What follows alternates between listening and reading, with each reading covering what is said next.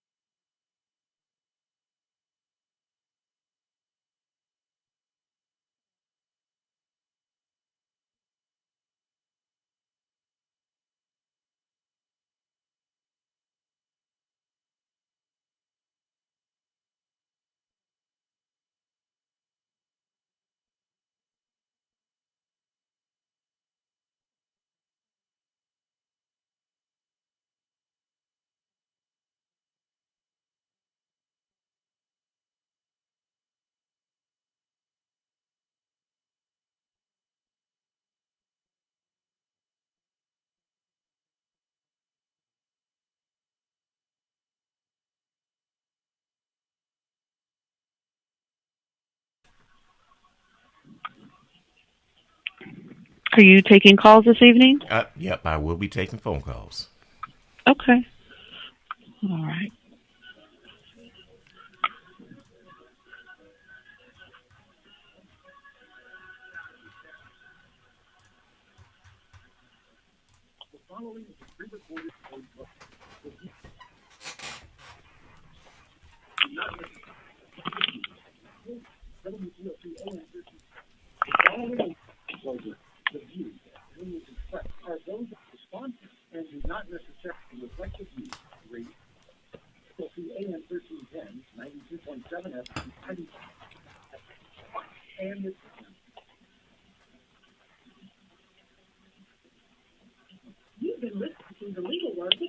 What is this playing?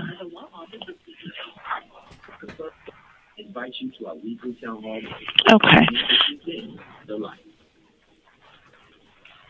All right, and you will be on in 5 seconds.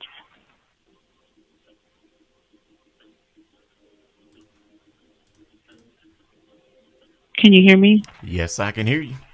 Okay. All right. In five, four, three, two.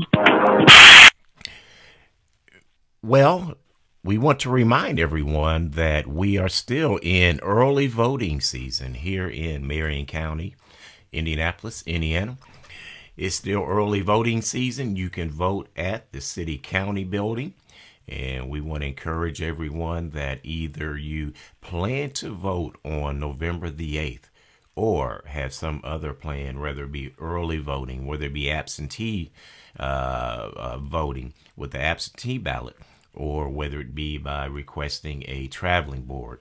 But we want to encourage everyone to be part of the voting process, as this year, it's in my opinion that this election is going to be one of the most important ones that will be of recent memory, as well as potentially even moving forward, and that's including the 2024 elections.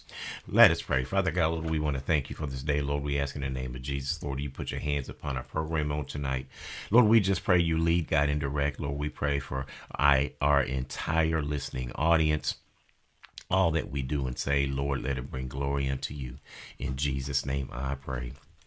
Amen. Well, I'm Tony Alexander, and I'm glad to be with you on tonight. Tonight, we are going to be talking about voting.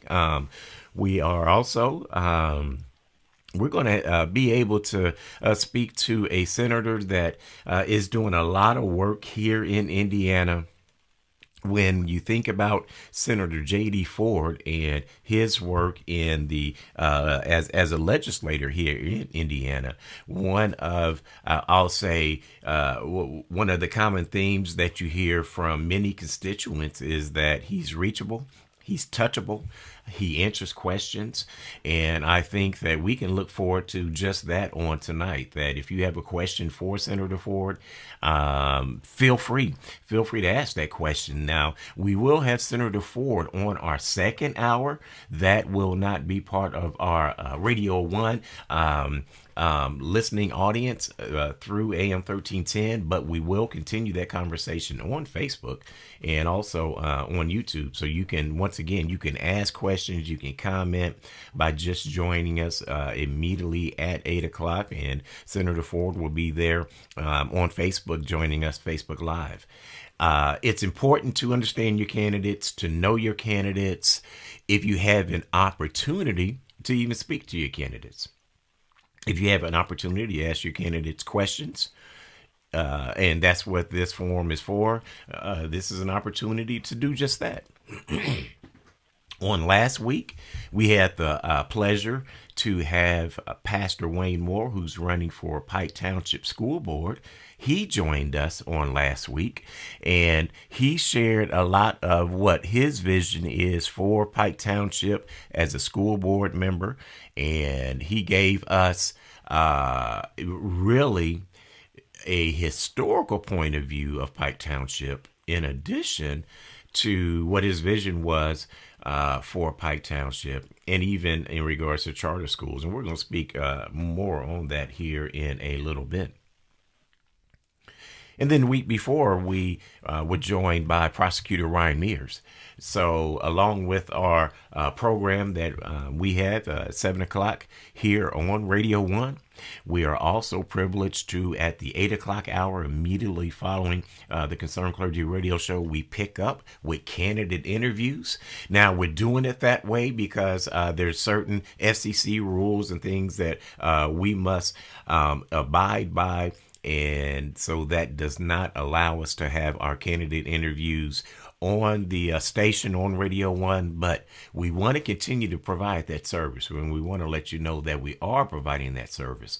And so we've been conducting our candidate interviews each week. And then once again, we're going to have Senator J.D. Ford joining us on tonight. So once again, join us or continue to stay with us there at 8 o'clock as we hear from the senator. And once again, he's one that answers questions, has always been one that he will answer a lot of questions that many of our lawmakers, our legislators, do not answer. He answers some difficult questions sometimes. So we'll have our Facebook feed rolling for you so you can put those in the feed during that piece of the program.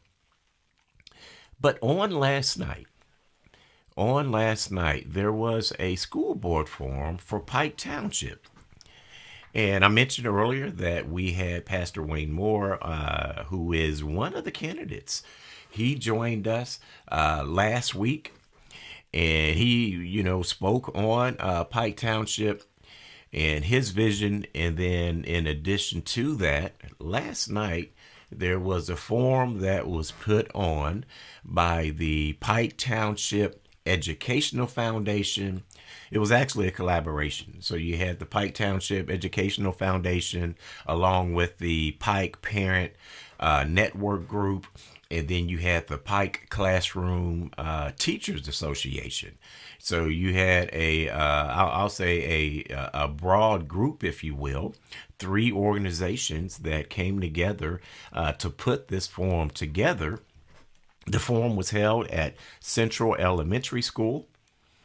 What I will say about the forum, before I really dive into what they talked about, is that just the overall, I'll say, construction of the forum, the questions that they had for the candidates, the way that they monitor the time and the time limits for the candidates, that I would say was constructed very well. What was interesting, though, was when you walked into the room, and for those that may not be part of Pike Township, or those that may not have attended board meetings and things such as that, or school board meetings such as that, a lot of that is held at Central Elementary, and normally it is set up with a full room of chairs that is set up so that you could have what they anticipate is going to be a wide audience. What they anticipate is going to be, a lot of folks that are going to come for our normal or their normal board meetings.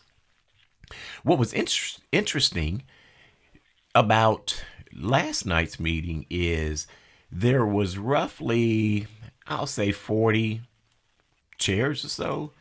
If I say 50, I think I may be stretching it.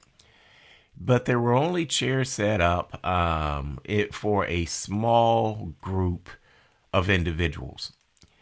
And with that, I would say for me, it demonstrated what the expectation was for this forum. And I think because this forum was not advertised that greatly, this forum was an important forum, especially when you look at some of the issues that are ongoing in Pike Township, especially recently, the issue that they had with the superintendent. So many issues. We'll kind of maybe dive into those here in a little bit. You would have thought that there would have been more outreach to parents, to teachers, to these groups, to the overall community, to have an understanding or thought as to what the direction of these candidates and the vision of these candidates. So it showed, it showed me like, one, you knew that there wasn't a lot of outreach and you weren't expecting a lot of folks there because of that. And then it was mentioned by the moderator that they were surprised by the number of folks that were there. So they had to add chairs. You had folks that were in their standing, but a typical meeting that's held there for the community, for the public, for those in Pike Township, you don't have that issue. Now, if you'd like to be part of the conversation, feel free to call in 317-239-1310, 317-239-1310. We do have a caller on the line. We have Larry. Larry, good evening. How you doing, Reverend Alexander? I'm doing fine, You sir. know, what's happening in Pike is they're trying to move charter schools out there since they've already conquered there in Tarrant County. They're moving the charter schools out so that they can ethnic cleanse their black students into charter schools. That's the only reason they're doing that. So we better get ready for that. And Senator Ford, if he's in there, I have a question for him. Why are the elite gays out here trying to use black people, trying to equate their choice of sexual partners with 400 years of slavery and being downtrodden in this country when they are white men? They are white men. We can't do anything about our color. But every time I'm over at the State House, Reverend Alexander, these people are down there. We're GLBTT, using all the no justice, no peace stuff out of our backsides, right? And they were the most cruel slave masters that you would ever believe, and some of the atrocities they done on our children and ourselves. And plus, they're pushing the CRT garbage, trying to sexualize 2- and 3-year-old black boys. It's sickening. He needs to answer those questions. All right. And he needs to say why the elite gays are using black people. All right. Using them. Thank Look you. at that park over there. Hey, Larry. Where is it? The Larry. golf course park and everything there. Larry. The Frederick Douglass Park. Now that all the colored people are out, the gays have taken over that park, and they deny colored people to even come anywhere near it, and they're building a new center for them. All right. Thank you for your phone call, Larry. All right. I appreciate that. As always, we appreciate you listening and calling in. We got your point in regards to, where you feel in regard to that particular issue. So I think we got that. And thanks again for calling in. What I want us to understand as we were talking about Pike Township, and Larry did hit on this, and Larry is correct on this.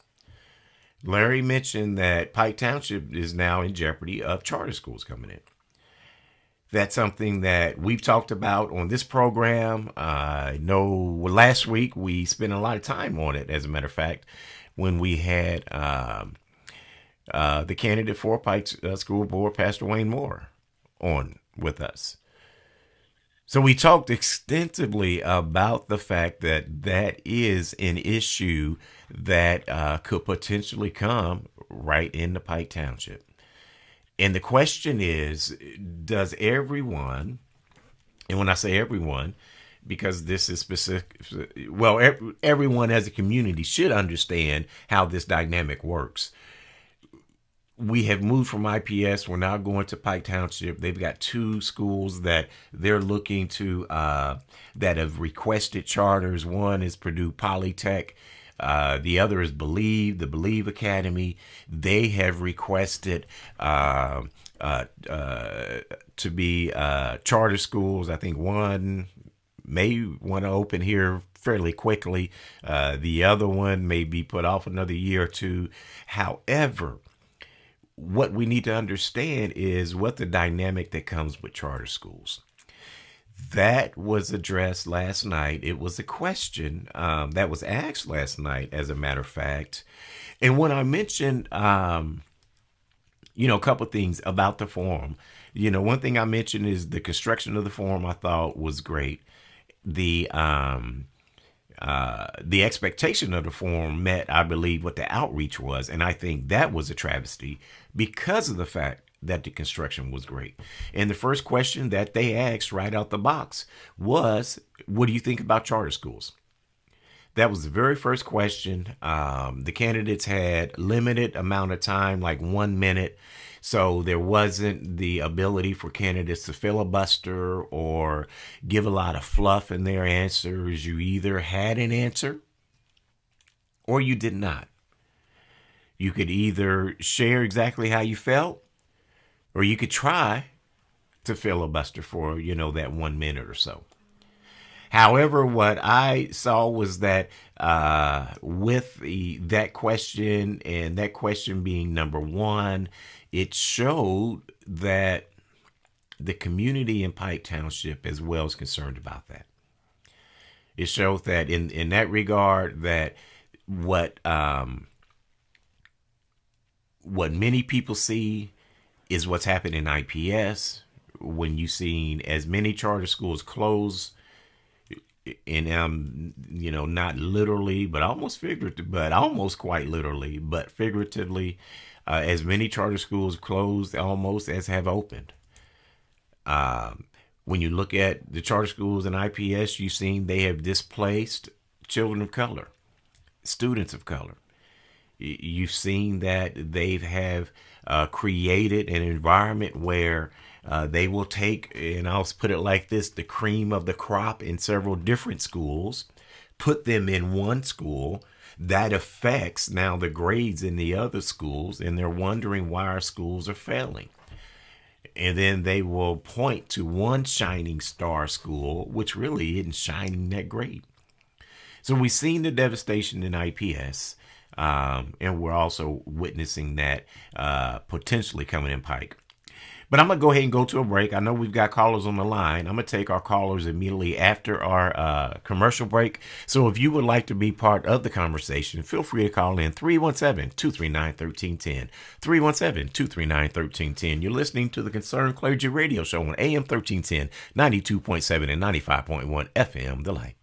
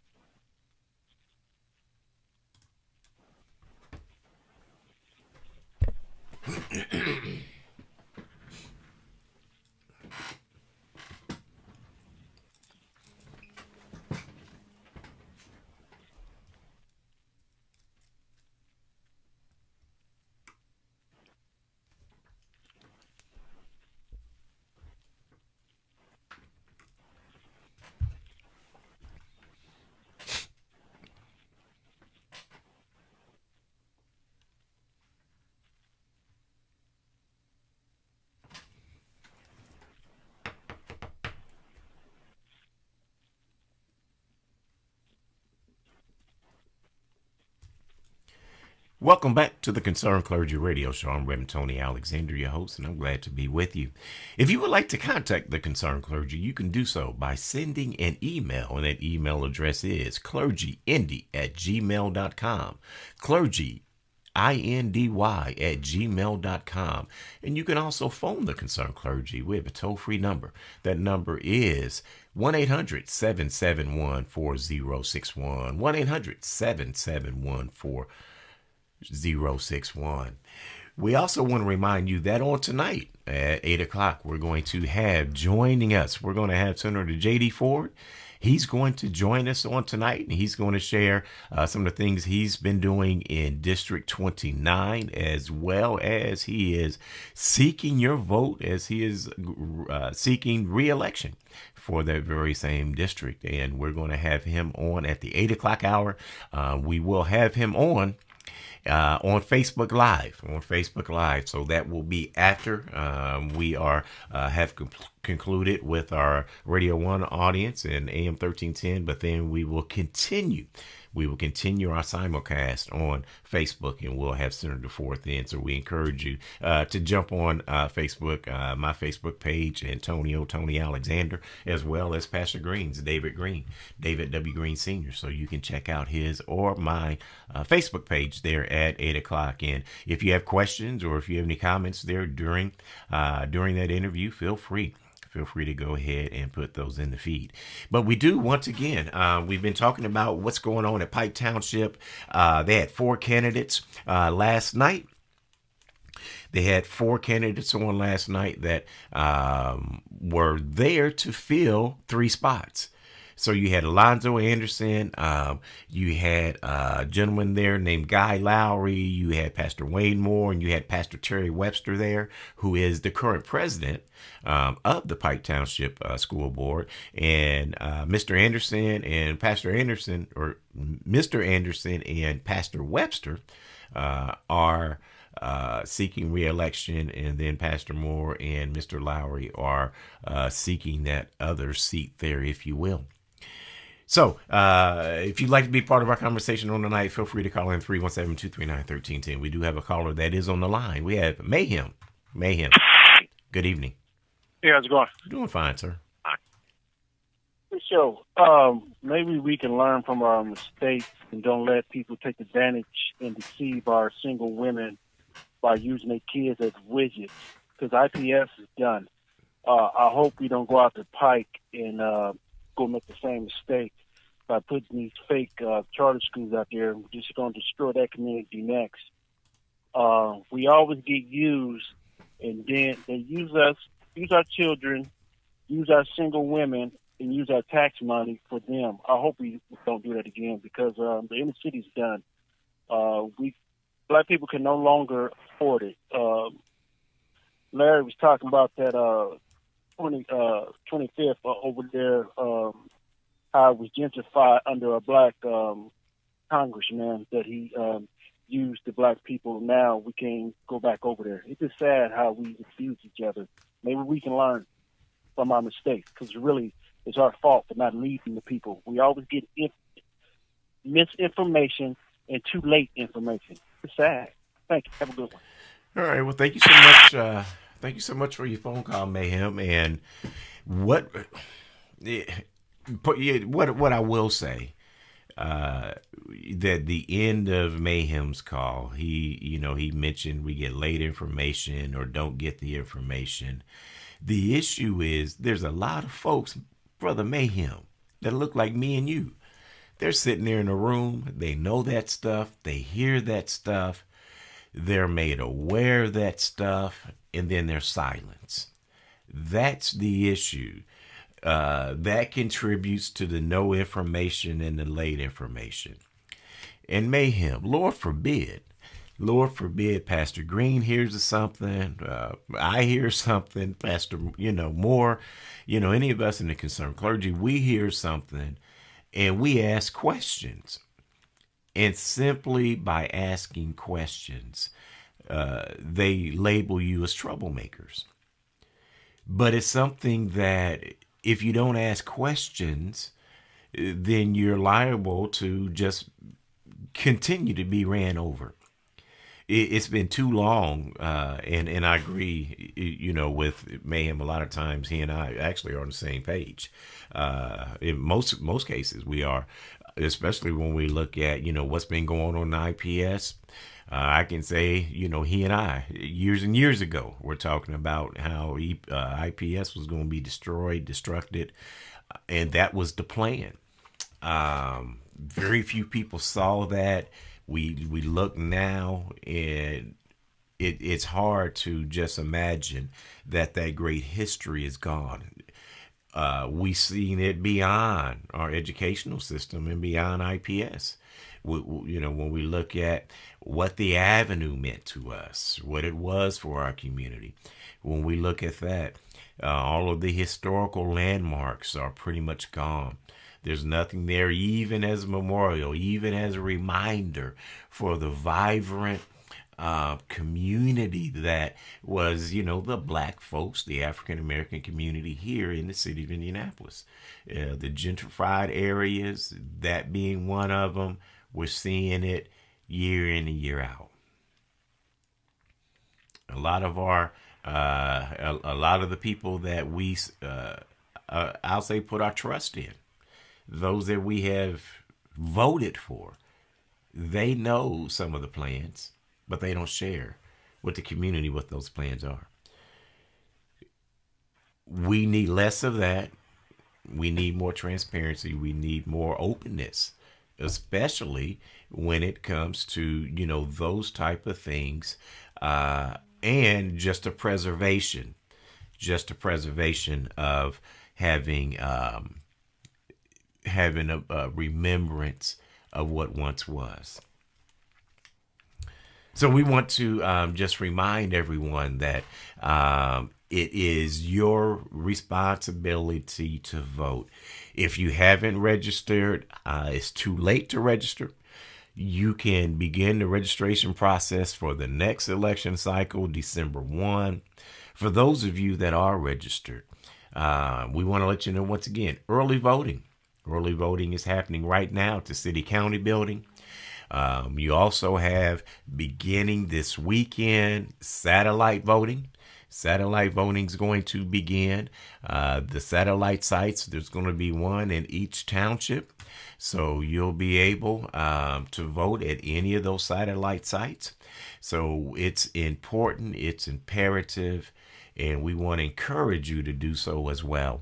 I'll put it like this: don't waste your registration. If you're registered, get out there and vote. If you're not sure if you're going to be around November 8th, early vote. Do that for sure. We're getting ready to go to our break. If you'd like to be part of our conversation, feel free to call in 317-239-1310. 317-239-1310. You're listening to the Concerned Clergy Radio Show on AM 1310, 92.7, 95.1 FM, The Light.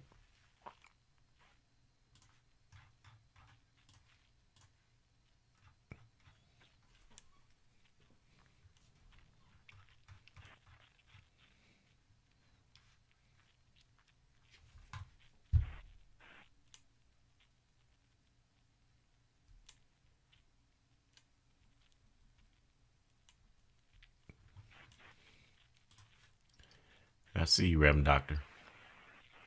All right. You good? Yeah, I'm good, sir. We got hold on a second here. We got a caller out. Well, I'll go ahead and bring you in. We can take the caller. Okay.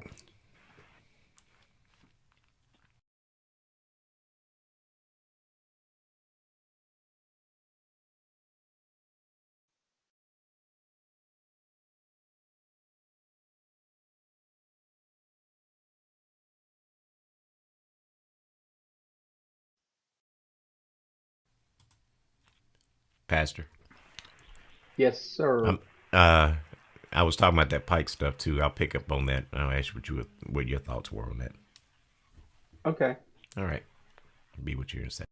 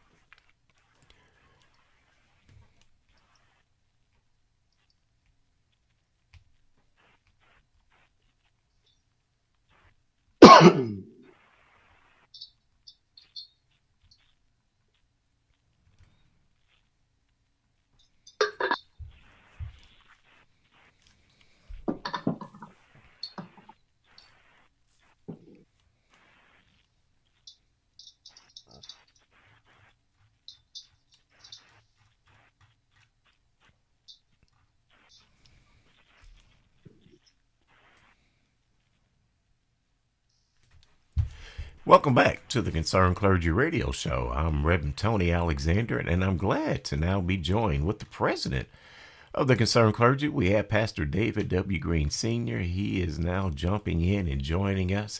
And Pastor Green, we've been talking about voting. We were sharing about what happened last night at the Pike Township School Board. That forum that was held last night by the Pike Township Educational Foundation, the Pike Parent Network, and you also had the Pike Teachers, the Pike Classroom Teachers Association, if you will. One of the things I mentioned, just to kind of, I guess, catch you up, is that the forum itself, I thought, was conducted. I thought, I liked the way it was constructed. I liked the way it flowed. I liked how they monitored the response time. And I love the fact that they came out the box with the question, that is on a lot of folks' mind in regards to charter schools. What I thought was interesting, or I will say disappointing actually, is they got a lot of questions in a short amount of time, but there wasn't a good amount of people to hear the concerns, the questions, and more importantly, the responses of the candidates. Yeah, I certainly agree with you on that assessment, Reverend Alexander. First of all, thank you for allowing me to join you one more time. And certainly we say to our listening audience, we're just glad that you're tuning in. The questions were phenomenal in terms of real questions, from bullying to charter schools to a referendum. So they were all real issues that the township is facing. So they didn't run from that. So I applaud the people and organizations for putting those questions together and organizing it where it was, nobody could filibuster and run off and use a bunch of time and not really say anything. So it was phenomenal. I think we do need to get the message out. I've been unable to locate it, but I'd like to be able to post it. And I would encourage those of you from Pike listening, take a listen to it, whether you got children in Pike or not. If you're resident of Pike, you need to pay attention to it because we're talking about referendums, etc. So that's increase in taxes. So you would need to know what that's all about. And I think one of the candidates made it clear, and which I agree with. The school board and the school system is the heartbeat of a township. People move to a city, they want to know what that schooling is going to be for those who have children. That's part of a critical decision, and so we need even more and more people. I know it's raining last night, and I'm sure that impacted the crowd some, but we did have more than obviously I think the school was anticipating to be present based on the number of chairs that they set out. But we just need to make sure people are informed and can make wise decisions. Do not ignore that school board portion of the ballot. Make sure you go down there and vote. And I would encourage you to get up to speed on where each one of these candidates are, because all those issues are critical issues, right? What's the impact of charter schools coming to the district? A referendum, which is an increase in taxes. We need to understand what that looks like. Bullying in school. And probably the most critical question that they asked was, they shared about the disparity for Black and brown children, the education gap, and that being 35 to 40%. And that's a huge question for every certainly minority that needs to be addressed. And I think you want to know where the candidates were on that particular question, because that's critical. Because if you don't educate children well, you're going to have problems in your township. We do have a caller that's been holding. Let's go ahead and bring our caller in. We got Mike. Hey, good evening, Mike. Pastor Green and Pastor Alexander. Good evening to y'all. I just want to bring up something with y'all. I'm going to go back to 2008 when I had over 900,000 signatures to help keep IPS school opened in my neighborhood, and I was fighting against charter schools. And Dr. White was the superintendent of IPS. This has been an ongoing problem, and where I'm getting at is, this, and it's 2022 now, but even across this airways during the AM hours between 1 and 3, you have radio personalities that when you try to talk against charter schools or talk against IPS schools, they would try to shout you down. See, I used to have a child out there at Deer Run in Pike Township. Okay, so I've been fighting against charter schools for a very, very long time. Hello. Yeah, we're there. We're here. Okay, I've been fighting against charter schools for a very long time in this city, and this is what I want to say to the leaders of this city. Okay, you cannot shut down the community, expect them to show up at the meetings, and that's what our leaders and these radio personalities need to stop trying to do.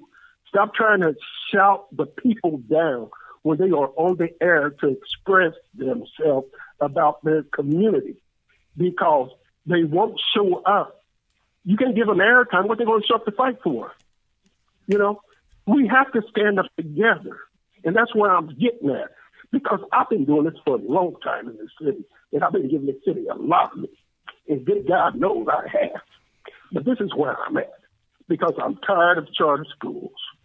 I'm tired of hearing about our community, going through this diversity, going through these changes.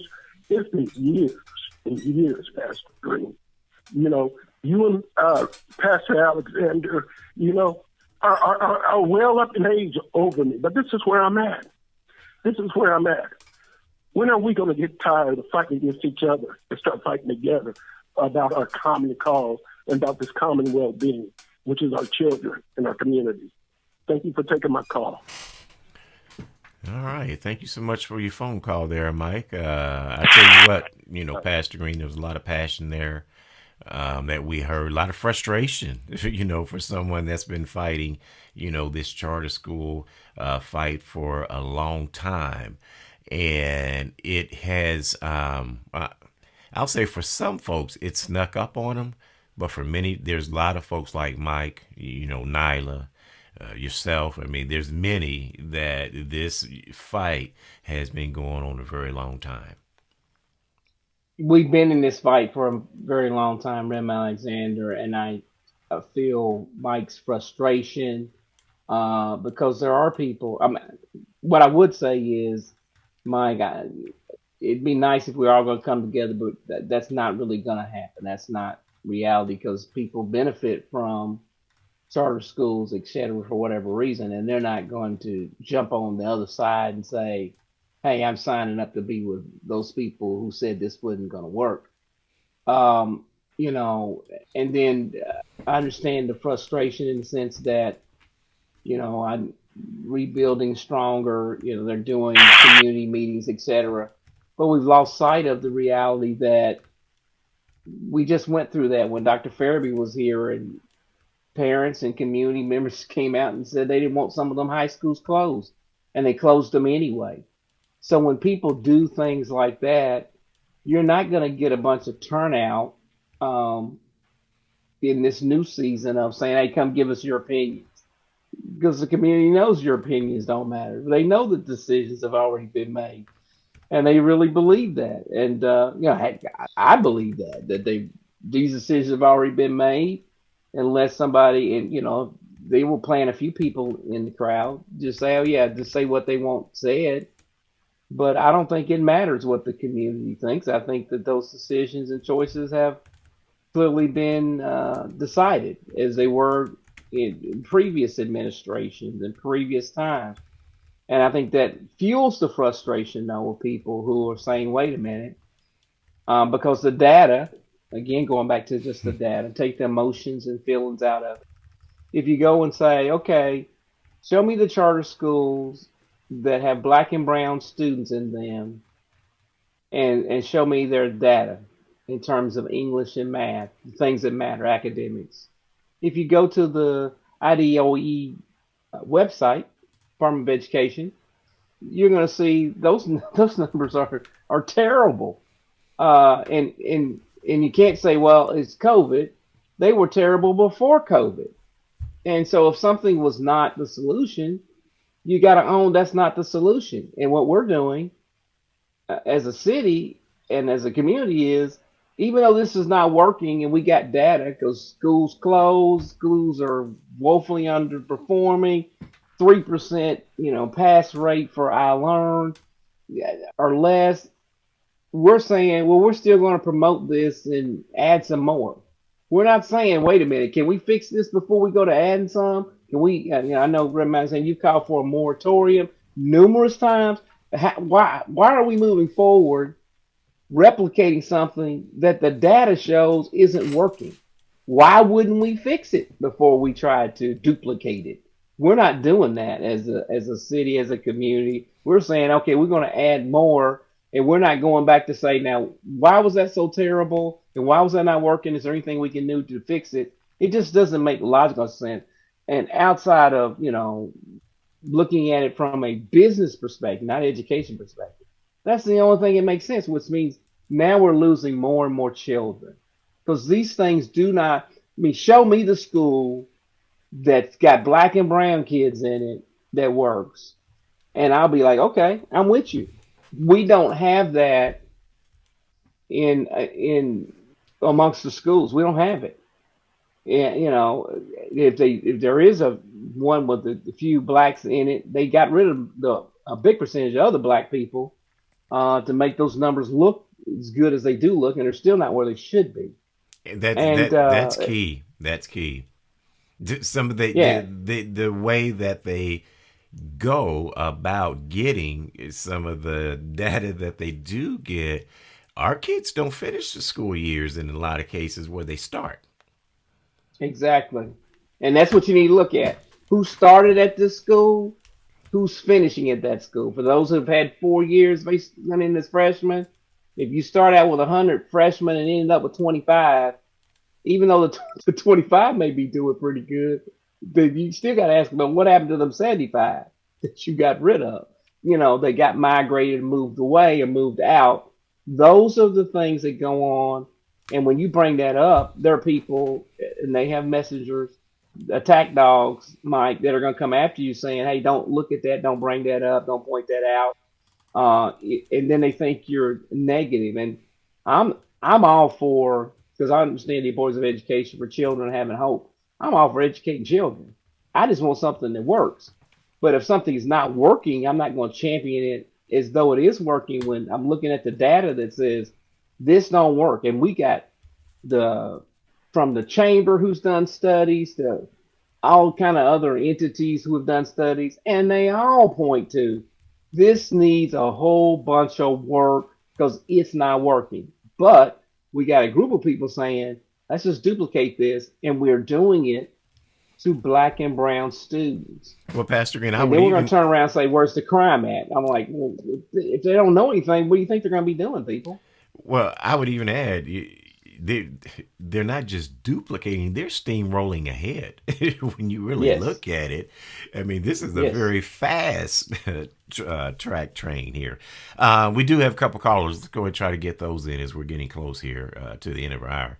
We have Councilman Oliver. Good evening.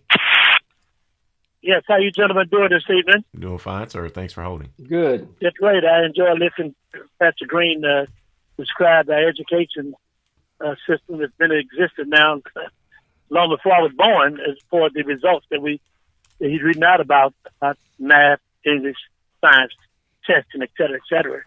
That gap existed many, many years ago, and I think we have not closed that gap. But anyway, on another call I called you about was the soul to the polls that Reverend Poultry will get out the vote, head that up.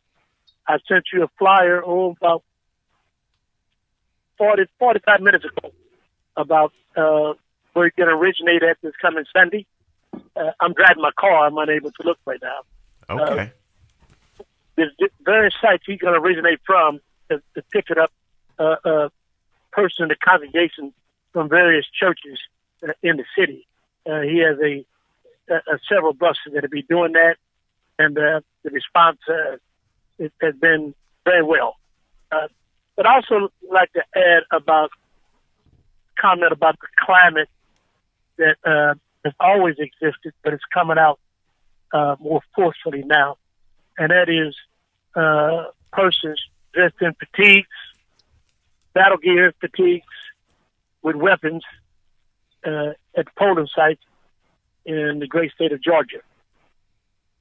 And that kind of intimidation it certainly is. Hopefully it won't happen here, but if it does, I hope that the law enforcement will respond accordingly, because that is a crime, intimidation. But anyway, I just want to share that with you about the show to the polls that Reverend Posey and others are initiating. And you have that material that I sent it to you. I'm unable to pull it up. I'm just now pulling over now in my driveway. All right. But you have it there, and you can repeat that. And okay. And thank you for all that you do. All right. And of course, Reverend Green also. Thank you very much. Thank you so much, Councilor Oliver. I will make sure that we do share that information.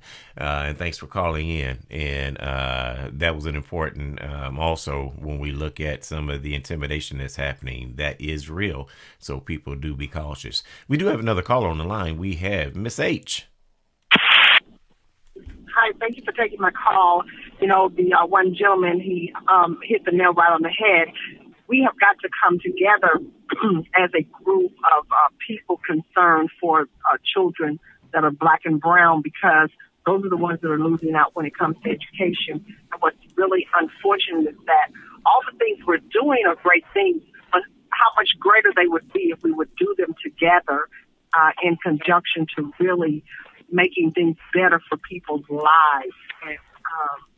And thank you for taking my call. All right. Thank you so much for your phone call. Pastor Green, we're pretty much at the end of our Radio 1 hour. We won't be praying out, but I do want to give you an opportunity. If you have anything that you would like to share, at least for this audience to hear before we bring in at 8 o'clock, once again, we're going to be bringing in Senator J.D. Ford, and he's going to be taking our questions on Facebook. So you can, if you have questions or if you want to catch that, you can do that on Facebook. But Pastor Green, you got anything before we get to that portion of our program? Just get out to vote. I mean, I'm just encouraging everybody to go vote, exercise your right to vote. This is an extremely important election. And so you need to go out, get out to vote. Don't worry about intimidation. If you see that, just make just be determined to go vote. I mean, that's the intimidation is to keep you from voting. And if they try that, it will be probably at sites where there's a lot of black and brown people. So we just need to show up, go vote. If you need to, you can send in your application now, and that's an option. If you need to go to a voting center, those are opening up as well. Just go vote. If you think you're going to be sick on election day, get it done early. Go and vote. I just want people to go vote. We've got to get that turnout number up to communicate to others in future elections that we will vote. The real key right now is they want to know, will people vote, or are we just going to be complacent and stay home and be naptown and sleep through all this stuff? So once again, we want to remind everyone, you can early vote. City County Building, yet this week, beginning this weekend, Saturday, there will be satellite sites that will be opening as well. You heard Councilor Oliver. He talked about souls to the polls, so they'll be going to churches. That is part of the early voting that is starting this weekend. And then you'll be able to vote throughout the week at the early sites, the satellite sites, as well as the City County Building, up until next Monday. That's the day before Election Day. And then you will have to vote at your assigned election site on that election day. But Pastor Green just talked about the importance. Please, ma'am, please, sir, please make sure you get your votes on. Now, once again, we're going to transition our program. We're going to let go of our Radio 1 audience. We're going to pick up our conversation with Senator J.D. Ford. And if you'd like to partake in that conversation, listen to it, you can do that by joining us on Facebook. You can go to my Facebook page, Antonio Tony Alexander, or Pastor Green's page. We have to do that because we want to conform to the FCC rules in regards to candidate interviews. So we're doing that, but we are still doing our due diligence, and we want to make sure you're aware of that. So just join us on Facebook. So to our Radio 1 audience, we will see you next week, and God bless you.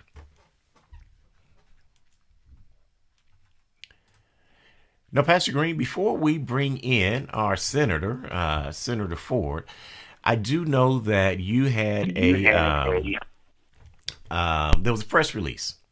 A press release that was done in conjunction with Baptist Ministers Alliance and the National Action Network here in Central Indiana in regard to the situation that's going on at the Health and Hospital Corporation, in which they have filed suit with the Supreme Court that they do not want to have to be liable for patient lawsuits in facilities such as healthcare.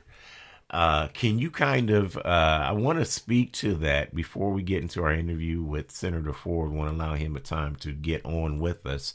But I do want to make sure, because this is important, and make sure our community kind of understands exactly what all of that is about. So you want to share a little bit on that? Yeah, just briefly in summary, the Baptist Minister Alliance under Dr. Moore, National Action Network of Indiana, led by Pastor Stephen J. Clay, and myself came together to petition the Board of Health and Hospital to withdraw the lawsuit, the suit that they have taken up to the Supreme Court, which would really roll back civil rights laws in the United States. They're really trying to block our most vulnerable people who are in nursing homes, etc., from filing a federal lawsuit if they receive services that merit, hey, this is a problem. And so we wanted to say, wait, that's not right. The focus should be on making sure we have quality services for those with disabilities, those seniors. And if you do that, you're not going to have lawsuits versus trying to stack the deck where people who are recipients of government funds, which is ultimately what this opens the door for. And it's not just going to be Indiana, it's going to go across the country. You receive TANF benefits, SNAP benefits, etc., that you wouldn't be able to sue if something happened to you that was detrimental, that was unfair, wasn't right. You couldn't do a federal suit. On a state level, there's a cap, so you could do something on a state level, but it has a cap on it. I think it's $700,000. And that's what they really want to get to, and we don't want that. It's not good for our communities. It's not good. It's not going to be good for the state. It's not good for the country, and it's definitely not good for poor people, because this is basically going after people that are poor, people who have invested all of their life and just could end up in a nursing home, but if they're not treated fairly, don't have very little recourse for that. And so we want to address that issue. We're still making an appeal. We're hoping that the board will speak up and say, hey, wait a minute, we don't want to take this to the Supreme Court and withdraw that. And the ironic piece of this is the Supreme Court's supposed to hear it on Election Day, November the 8th. And so, I'm a little bit, I don't know if you call it cynical, Alexander, but on November 8th, everybody knows we're going to be talking about elections. And it's a heck of a time to slide something like this in and do damage to poor people, to people with disabilities, to seniors. It's just an egregious act. I mean, we are in an election that's fighting for our democracy. I'm so glad that Senator Ford is running. He's done a phenomenal job. And we need to get out to vote, because we're fighting for democracy. That because if we don't get people in like Senator Ford, you're going to have a bunch of stuff going on that's just egregious. You'd be like, in America, this is what we're doing? Because again, a lot of this is happening. I thank you for giving us the opportunity just to bring it up. A lot of this is happening. By the time you figure it out, it will be done. It'll be the law is passed in the Supreme Court. Everybody be saying, well, when did this happen? Well, it was election day of 2022. Like, what are we doing here? And this has no business, in my opinion, being at that level. And it's again, it's not there to help the people.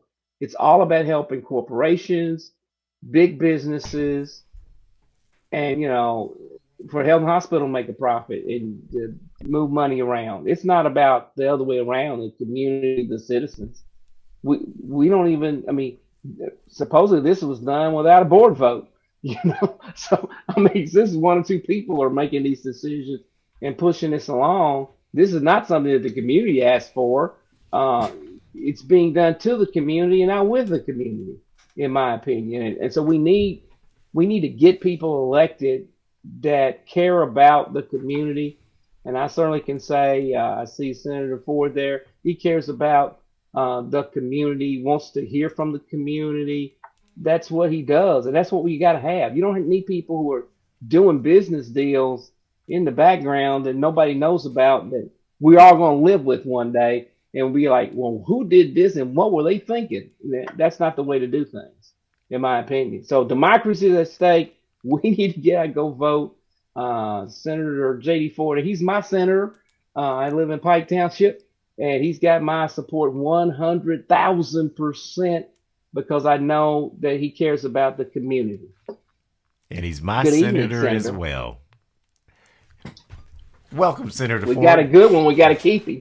We have Thanks. to keep him. Thank you, gentlemen, for having me on tonight. It's great to be with you.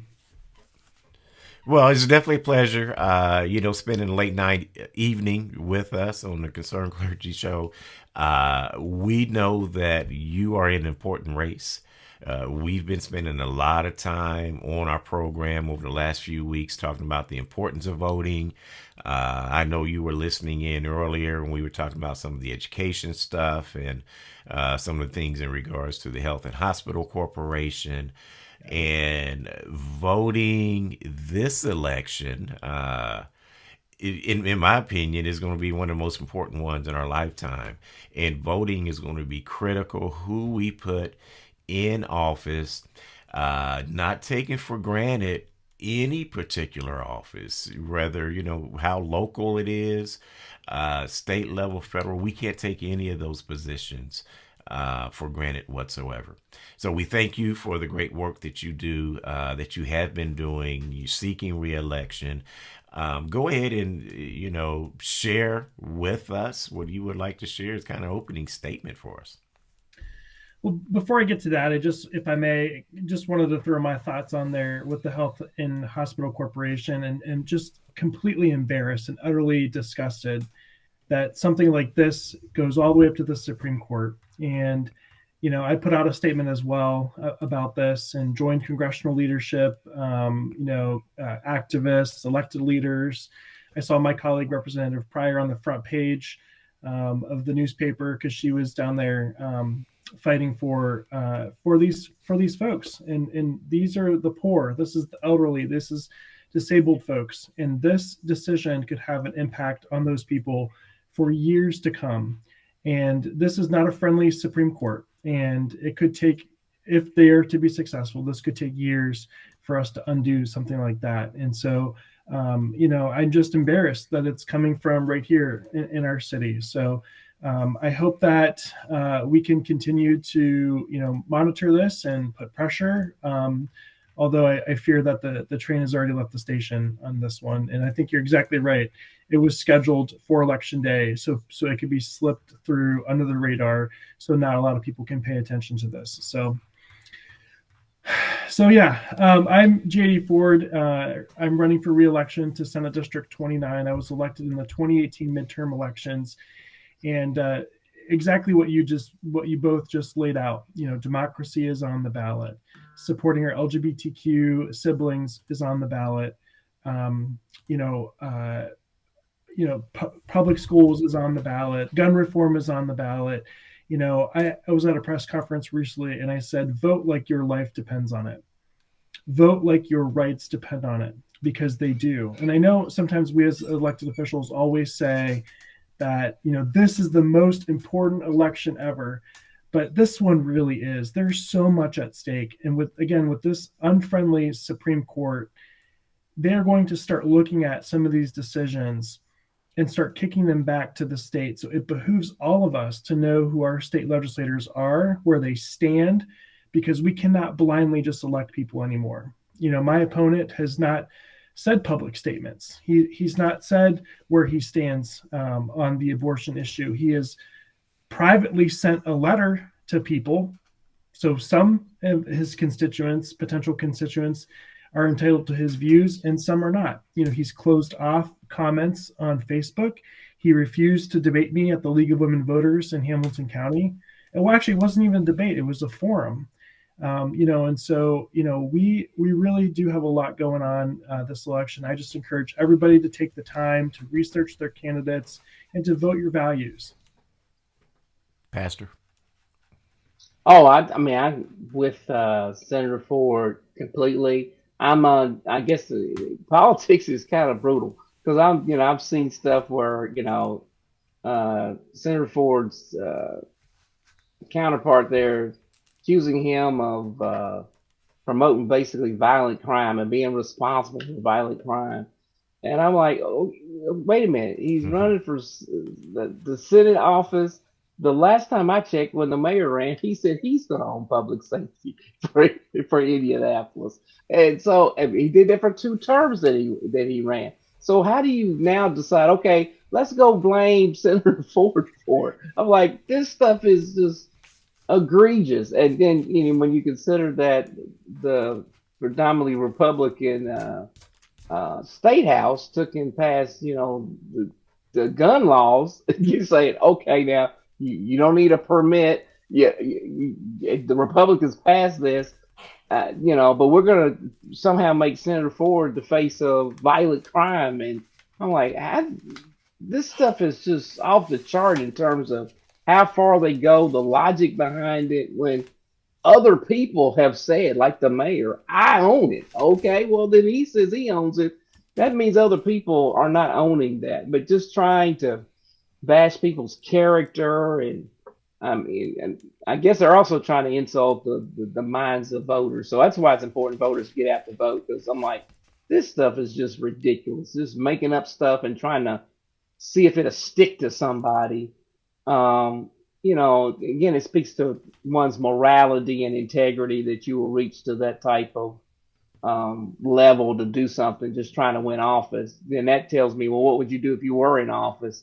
This is the kind of stuff you just make up to do on your way to the position versus owning what you stand for, what you believe in. If you really believe in it, state it, make it public. Say, this is where I'm at on this issue. I'm here, versus trying to find a way just to bash somebody and make up some stuff that isn't in their purview, because he's a well-established businessman, so I know he knows better. So I'm like, not operating out of ignorance. He's an intelligent man.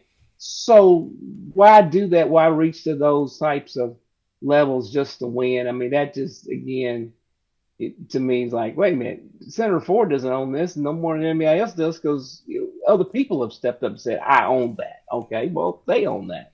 And it makes more sense that the mayor owns that, but those type of actions, that's why we got to go vote. That's right. That's why we have got to get out to vote. It is serious about democracy is on the ballot. I mean, because things are happening that you would think, how in the world are we doing that? This makes absolutely no sense. But we can't take it for granted. And I'm also proud of the senator. He's been out knocking on doors, neighborhoods 3, 4, 5 times. I'm like, okay, Senator, he is working hard. He is working hard. So I feel like he's earned our vote too, man. He's out here. He's knocking on your door. Honestly, that's been my belief ever since I got to office, and It was a campaign promise that I will continue to knock doors all 4 years, because I always heard, you only come around when you want my vote. And I promised the voters that I would not do that, that I would go out every single summer and knock the doors. And it's made me a better legislator, because I've kept my ear to the ground to know what my constituents want me to do at the State House. And Pastor Green, you're exactly right about this crime issue. I actually got so annoyed that I took to my Facebook page, JD Ford for State Senate, and I spelled it out clearly about the crime issue. And you're exactly right. Not one person can own this issue. It has to be all of us working together. And someone like my opponent wanting to point the fingers because some poll said that talking about crime or bashing me on crime is good. I mean, to me, that's very Trumpy, that you're going to say anything or do anything just so you can get the power, right? And one thing that I want your audience to know is that when he was attacking me, he cited a wrong bill, a bill that never even came out of committee. So it was actually Senator Gene Bro's textbook bill from this session. He said that I took a vote on that, and that's the reason why crime is outrageous in Indianapolis, which is so far from the truth. And frankly, it's bogus and it's sloppy. And I think he owes our campaign an apology for incorrectly having a citation. Because if you're just a voter and you're reading that, you trust that those citations are correct. But this one was not correct. And it's, like I said, it's indicative of the campaign that he's running, that he'll say anything, he'll do anything to get into this seat. And so, but, to be honest with you, we're working hard. We're out knocking doors, as you mentioned. We're making the phone calls. We're leaving no stone unturned in this election, because we know how important it is that we keep this seat.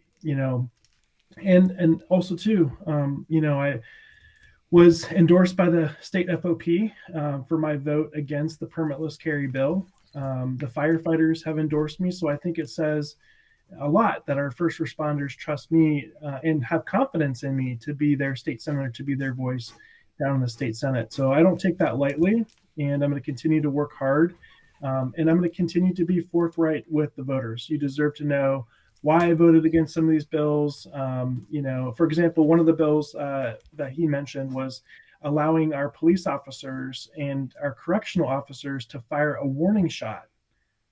Well, if you fire a warning shot in the air, it's basic physics. That bullet is going to come down somewhere.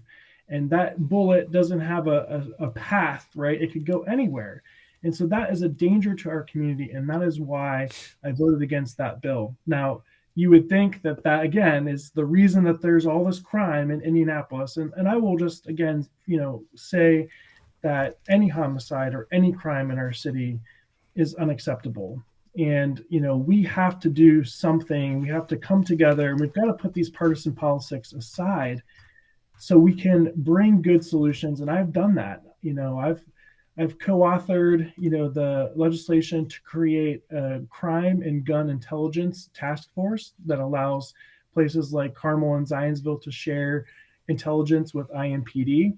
I had co-authored a bill to create a statewide violent crime, because violent crime isn't just happening in Marion County like Steakhouse Republicans want you to believe. It happens everywhere. And to your point about who owns this, I think State House Republicans own it. They had a press conference in December of 2021 and said they criticized Mayor Hogsett and the city council for not doing anything. And so they said, well, if they're not going to do anything, then we're going to take this issue over. You know what? Fine. You own it then. And, and since that permitless carry has went into place since July 1st, Marion County has seen unintentional shootings go up 3 times. Mm-hmm. And that is putting more guns into this equation is not the right approach, in my opinion. And many of us in the community believe that too. Go ahead, Tony. Senator Ford, just so our voters know, can you give us an outline of exactly what your district consists of and the boundaries? Sure. Honestly, it didn't change much in the last round of redistricting, although I did pick up some additional precincts in Carmel. So I've got some home place in Carmel, which I'm proud to represent them. And I also picked up some precincts along Rockville Road from Raceway Road to 465. And so my old district encompassed a lot of Pike Township. Almost 75% of the township I was representing. Now it only encompasses about 50% of that township. Same thing with Wayne Township. I only have about 50%. I must have really angered somebody during the redistricting bill because they swiped a whole bunch of Pike Township residents from me. I wonder why they did that. But so it goes from Carmel, Zionsville, Pike, and Wayne all the way down to Rockville Road. Now, yeah, I wonder what they were thinking. Now, I've got another question because you kind of alluded to it, and it's been something that's on my mind in regards to polling.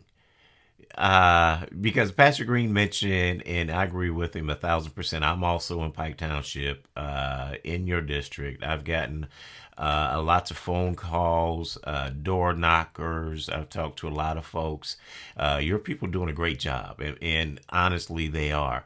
But the question that actually came to my mind, and it came because of that, I asked myself this. When you have a lot of folks, if they're asking the same voter the same question, like who are you going to vote for and things like that, or what do you stand, what are your thoughts on certain issues, does that skew the polls? Because we have a lot of questions as to why the polls are not accurate or why they come out certain ways. So it was just in thinking, it's like, here you are actually doing a great job. And then I asked myself, does that affect, now am I counting, 4 or 5 times as voters, for Senator Ford? Yeah, Reverend Alexander, that's a great question. And it really kind of depends on what kind of poll it is. Sometimes you might get a telephone phone poll. You might get a text message. So, I will share with the audience that my opponent employed a what we call a push poll.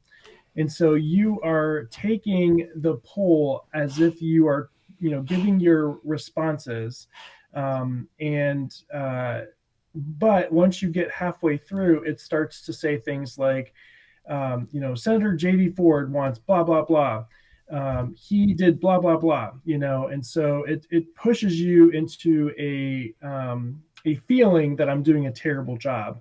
And so it really just kind of depends on what the poll is. Some polls are just trying to gather information, and some polls are trying to get you designed to kind of go against your incumbent or things of that nature. Okay, so he started out neutral and then ends up bashing the opponent. Is that what you're telling me? What this push poll will do or can do? Yeah. So, for example, we had in the last legislative session, we had a book banning bill, if you will. And so it would have allowed a parent to walk into a library or a classroom and say, I don't like that book. And the librarian or the education professional would be slapped with a felony. And so I voted against that bill. But on this push poll, it says, did you know that Senator J.D. Ford wants pornography in our school? And it has nothing to do with that. But, they're able to take that and kind of whip it up and make you feel like, I want pornography in our schools, which is totally not true. And I said this on the Senate floor. When I casted my no vote against this bill, I said, nobody wants that in our school. And quite frankly, kids are not finding it from books in the library at school. They have their own devices in their pocket that they can access this information. But there should be books in the library that challenge our students. We have a process in place. If there is a book that people feel uncomfortable with, you could, talk with the librarian, you could talk with the teacher, you could talk with the principal, you could talk with your school board. There's so many steps that should be in place before you get to slapping somebody with a felony. You got that right. It seemed like that same conversation, a lot of that same language was used around our discussion with CRT Absolutely. back in the legislative session as well, which was something that myself and Rem Alexander and others were a part of trying to address because that was a big issue, and some of that same language was being used to Absolutely. screen out certain things. Yeah. So And what's go ahead. I was just going to say, and I really appreciate, you all staying on top of these important issues, and I was proud to defeat that CRT bill. I had so many teachers and so many principals reach out to me and say, if you pass this, I'm out, I'm done. And we already have a teacher shortage as it is. And so this would have been catastrophic to our state for this to happen. But if you think about just this year alone, we had the CRT bill, we had the permitless carry bill, we had the trans sports ban bill, we had the abortion bill. So they literally checked off every single dog whistle, every single, Republican hyperbole, to really, get people fired up this year. And honestly, I think it's had the reverse opposite effect. I think, and our people are as equally fired up because they know that state house Republicans are going way too far. Having a supermajority down there is dangerous. And if the Democrats were in control of all three branches of government, I would be the first one to stand up there and say it's unhealthy for our democracy to have one party in control of everything. But walk us through a little bit, Senator Ford, what you'd like to see done if reelected. What's your plans? Yes. So the top three issues that I hear from voters time and time again is make sure that our public schools are taken care of. I think, because I've been such a strong, ardent supporter of our public schools, people think that I'm anti-choice, and I'm not. I just, I understand that parents need an option to send their kids to school, but when we have 90% of our kids in our public schools and not 90% of the funding going to our public schools, we've got to fix that. We continue to lag behind in the Midwest. Our teachers need to be compensated. So, thankfully in the last budget, we did get them a raise, but that's not enough. We need to keep going. So making sure our public schools are taken care of. I serve as the ranking minority member on the Senate Education Committee, so I've got a big role there. And I'm glad to be there as a top Democrat on that committee because it's half our state budget and our district has a good say in that. The second thing is gun reform. After Uvalde happened this year, our legislature said nothing, not a peep. And it's just, people can't go to a grocery store. We saw what happened in Buffalo. They can't go to the movie theater. They can't go to their place of worship without feeling that they could be gunned down. And we don't got to live like that. And so I've got a plan in place to deal with that. So gun reform is super important. And the last thing I will just share with you is that we have got to get our arms around student mental health. Our babies are killing themselves. Last year, Dr. Box, the state health commissioner, came before the Child Fatality Review Committee, which is a committee I serve on. And she said that 10 to 14-year-olds, the number one leading cause of death is student suicide. From 15 to 17, the number one leading cause of death is motor vehicle accidents, followed by student suicide as number two. So between 10 and 17 in our state, kids are taking their lives.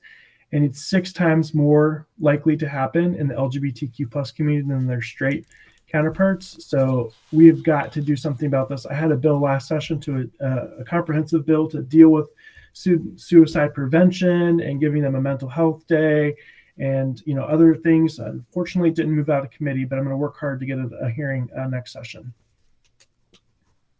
Sounds like a great plan. 3 critical issues. We know if we don't address that education piece, Senator Ford, I don't know why we'd be talking about the public safety side of it, because we've got to fix education. You're not fixing public safety without fixing education. That has to happen. That's like a mandatory item. Absolutely.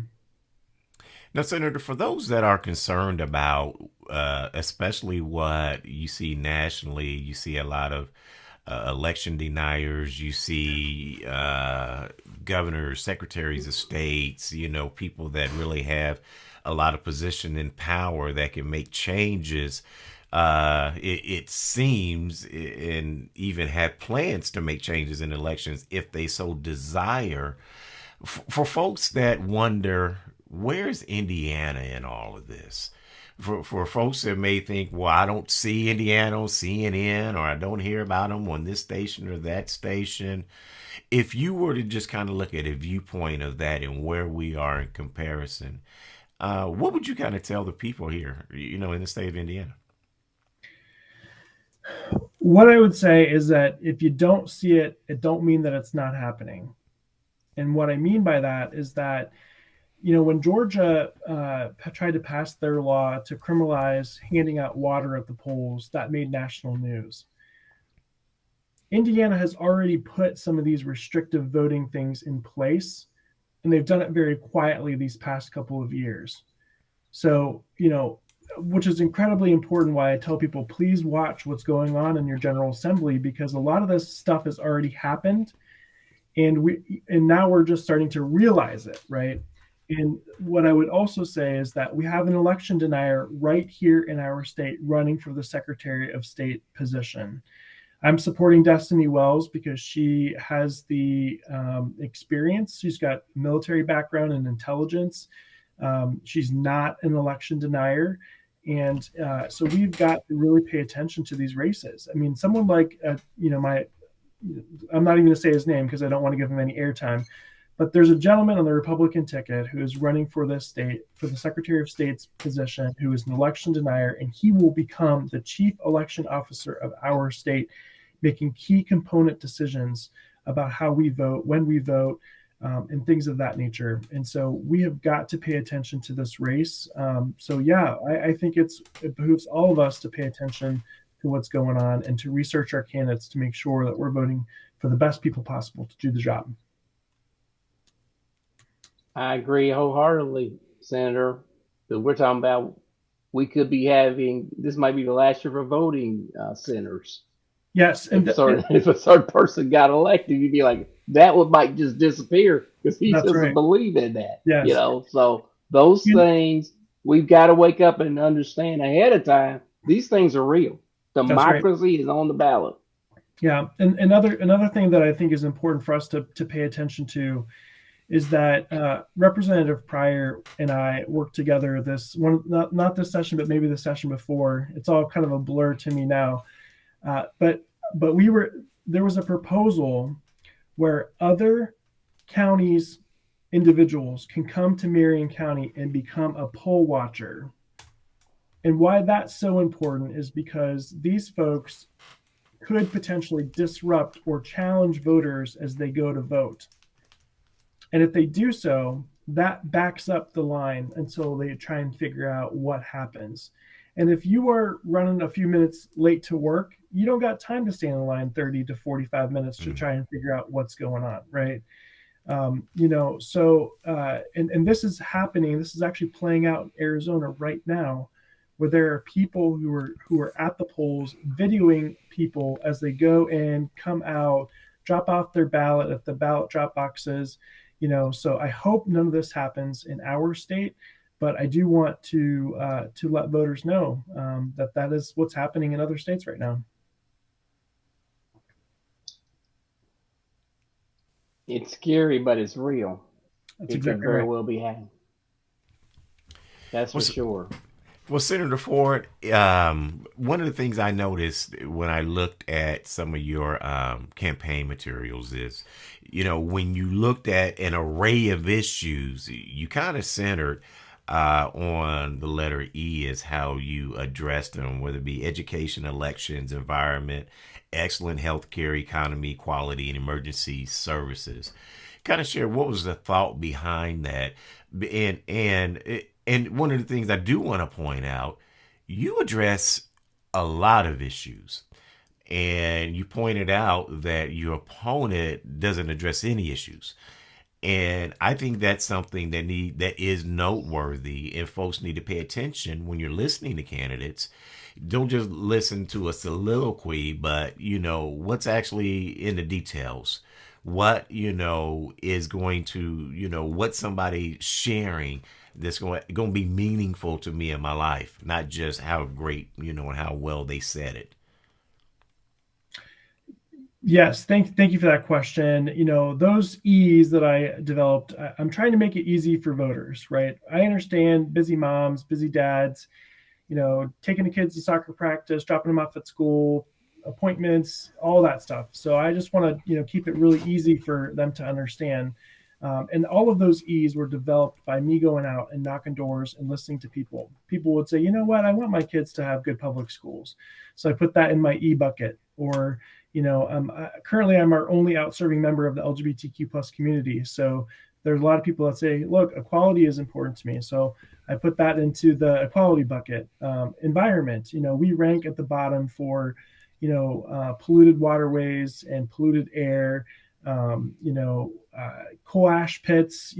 We've got a lot of stuff for our environment. So we've got to really pay attention to this and vote for people who are going to vote our values. But yeah, those E's came directly from going out there and knocking doors. And yeah, you're right. My opponent, it depends on what crowd he's in. Sometimes he says one thing, but we've had 3 public forums this past week, and at every single public forum, he hasn't really addressed any of what I've addressed. He only cares about bringing down healthcare costs, in which those are important. We are 7th in the nation for high healthcare costs. That is an important issue, but it shouldn't be the only issue that he talks about, because there's so much going on in our state that deserves our attention.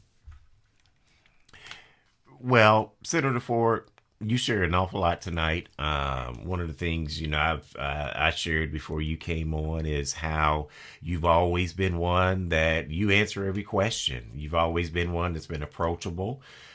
You've been transparent. A lot of times you answer questions that some of our other lawmakers and legislators will not answer.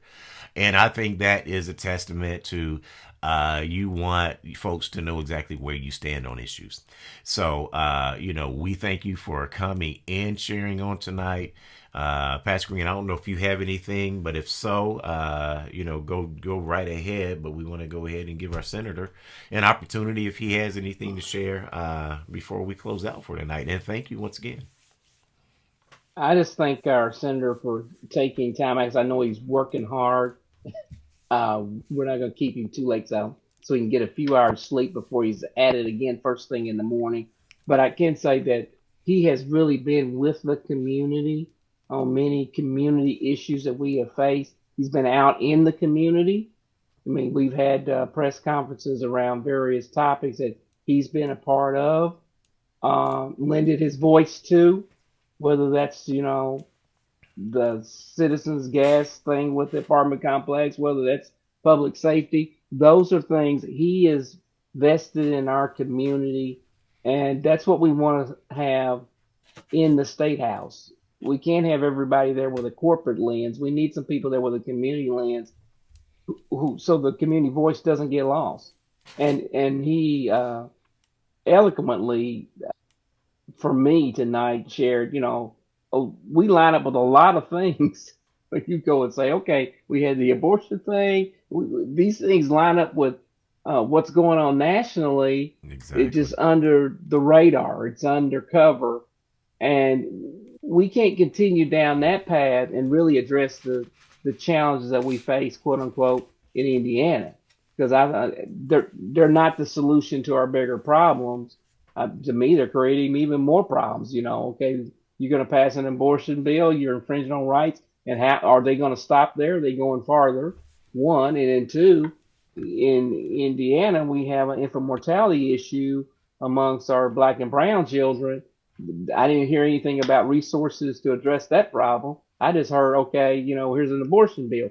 So to me, now we're going to see even more of that. So what's the fallout of that? And certainly mental health is a crucial issue that has to be addressed. And if we're ignoring these items, I don't see how Indiana becomes a place that, quote unquote, people want to come to that would build our workforce. Because this is going to impact us ultimately economically, because people are going to look at all of these factors. And I think that's why a lot of these things, Rem Alexander, are done under the radar, because they don't, on one side, we want to be seen as Hoosier hospitality. Come on, we need all this talent. But on the other side, we don't want to show, now, this is the kind of state we are. Do we really want to be a state that doesn't care about seniors? Do we really want to be a state that is going to take advantage of women's rights? Or we really want to be a state that wants to attack the LGBTQ community? And do we really want to be this state? Hey, you just walking around with a gun? Is that what we want? And then say, hey, y'all, come on and ignore all these other things that we're passing and we're doing. And and we got to have people in place that will help us get the message out and understand all of this is going on. Now we need to ask, do you really want to come to Indiana? When you know the whole story and not just, a nice glossy that we hired a consultant to put together to send to you. That's the question.